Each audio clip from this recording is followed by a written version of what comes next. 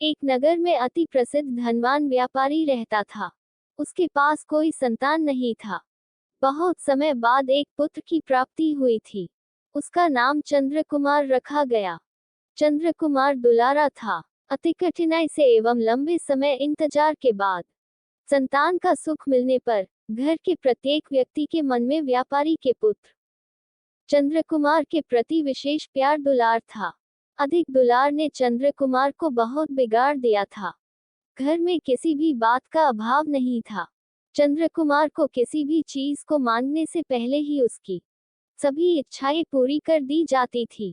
शायद इसी के कारण चंद्रकुमार को ना सुनने की आदत नहीं थी और ना ही मेहनत के महत्व को नहीं समझता था। चंद्रकुमार ने जीवन में दुख का कभी अभाव नहीं देखा था, इसलिए उसका नजरिया जीवन के प्रति बहुत अलग था। और वहीं व्यापारी ने कड़ी मेहनत से अपना व्यापार बनाया था। ढलती उम्र के साथ व्यापारी को अपने कारोबार के प्रति चिंता होने लगी थी। व्यापारी को चंद्रकुमार के व्यवहार से चिंताग्रस्त था कि उसके पुत्र को मेहनत के फल का महत्व नहीं पता। उसे आभास हो चुका था कि उसके अधिक प्यार दुलार ने चंद्रकुमार को जीवन की वास्तविकता और जीवन में मेहनत के महत्व से बहुत दूर कर दिया है। गहन चिंतन के बाद व्यापारी ने निश्चय किया कि वो चंद्रकुमार को मेहनत के फल का महत्व स्वयं सिखाएगा, चाहे उसके लिए उसे कठोर ही क्यों न बनना पड़े। व्यापारी ने चंद्रकुमार को अपने पास बुलाया और बहुत ही तीखे स्वर में उससे बात की। उसने कहा कि तुम्हारा मेरे परिवार में कोई अस्तित्व नहीं है।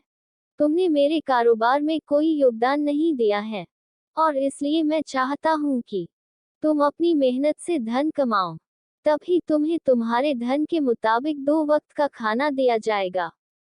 ये सुनकर चंद्रकुमार को ज्यादा कोई फर्क नहीं पड़ा। उसने उसे क्षण भर का गुस्सा समझ लिया, लेकिन व्यापारी ने भी ठान रखी थी।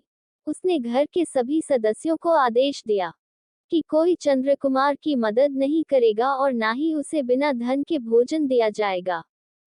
चंद्रकुमार से सभी बहुत प्यार करते थे, जिसका उसने बहुत फायदा उठाया। वो रोज किसी न किसी के पास जाकर धन मांग लाता था और अपने पिता को दे देता, और व्यापारी उसे उन पैसों को कुएं में फेंकने को बोलता, जिसे चंद्रकुमार बेझिझक फेंक आता था और उसे रोज भोजन मिल जाता। ऐसा कई दिनों तक चलता रहा, लेकिन अब घर के लोगों को रोज रोज धन देना भारी पड़ने लगा। सभी उससे अपनी कन्नी काटने लगे, जिस कारण चंद्रकुमार को मिलने वाला धन कम होने लगा और उस धन के हिसाब से उसका भोजन भी कम होने लगा।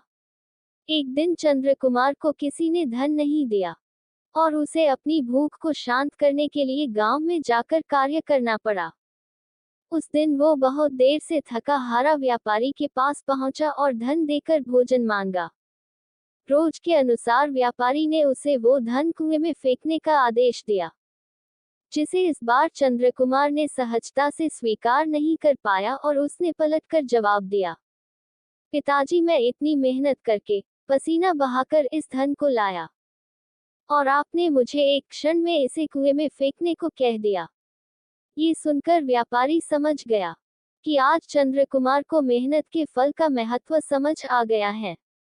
व्यापारी भली भांति जानता था कि उसके परिवार वाले चंद्रकुमार की मदद कर रहे हैं, तभी चंद्रकुमार इतनी आसानी से धन कुएं में डाल आता था। लेकिन उसे पता था एक न एक दिन सभी परिवारजन चंद्रकुमार से कन्नी काट लेंगे। उस दिन चंद्रकुमार के पास कोई विकल्प शेष नहीं होगा। व्यापारी ने चंद्रकुमार को गले लगा लिया और अपना सारा कारोबार उसे सौंप दिया।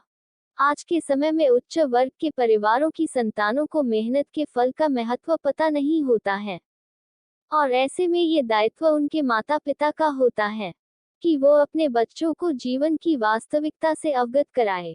लक्ष्मी उसी घर में आती है जहां उसका सम्मान होता है। मेहनत ही एक ऐसा हथियार है जो मनुष्य को किसी भी परिस्थिति से बाहर ला सकता है। व्यापारी के पास इतना धन तो था कि चंद्रकुमार और उसकी आने वाली पीढ़ी बिना किसी मेहनत के जीवन आसानी से निकाल लेते। लेकिन अगर आज व्यापारी अपने पुत्र चंद्रकुमार को मेहनत का महत्व नहीं बताता, तो एक न एक दिन व्यापारी की आने वाली पीढ़ी व्यापारी को कोसती। धन्यवाद। अगर कहानी अच्छी लगी हो तो शेयर करें और सब्सक्राइब जरूर कर लेना। धन्यवाद।